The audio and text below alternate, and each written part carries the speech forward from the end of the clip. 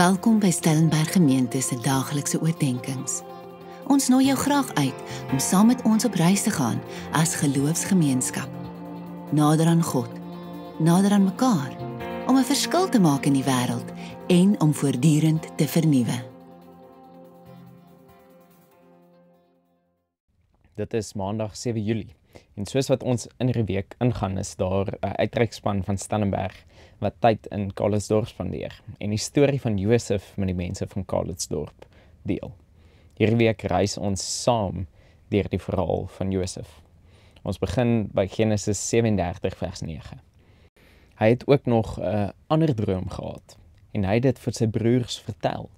Hy het gesê, ek het weer gedroom. Die son en die maan en die 11 sterre het voor my kom buig. Die verhaal van Josef gaan in 'n klomp maniere oor drome. Dit gaan oor Josef se drome, oor die drome van die skinker en die bakker, oor die farao se drome, maar in besonder gaan dit oor God se droom vir die mensdom. As gevolg van Josef se drome verafskiet Josef se broers hom. Hulle beplan selfs om hom dood te maak. Vir die res van die verhaal hoor ons van ander drome, maar Josef droom nie weer nie. Het jy al ooit ervaar dat mense jou anders hanteer as gevolg van 'n droom wat jy gehad het? Moes jy al ooit opgee op 'n droom?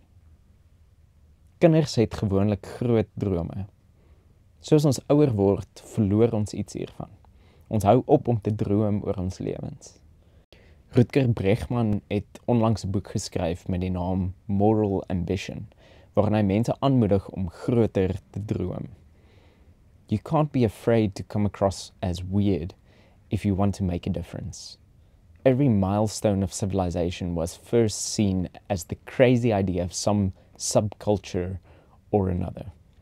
From the Pythagorean theorem to the conviction that slavery is depraved. Soos die verhaal van Josef ontwikkel, kom ons agter dat dit die Here is wat hierdie drome vir Josef gegee het. Watter droom het die Here vir jou gegee wat jy dalk moet herbesoek? Of watter droom is die Here besig om te ontwikkel diep in jou binneste? Mag ons vashou aan die drome wat God ons gee, om saam met hom herstel te bring in 'n gebroke wêreld. Kom ons bid saam. Here, ons is dikwels so bang vir wat ander van ons dink. Of ons vergeet van ons drome omdat ons wil inpas in die samelewing. Maar u droom vir die wêreld is meer as wat ons tans beleef. Laat die droom van u koninkryk in ons harte leef, dat ons saam met u herstel kan bring in ons gebroke wêreld. Amen.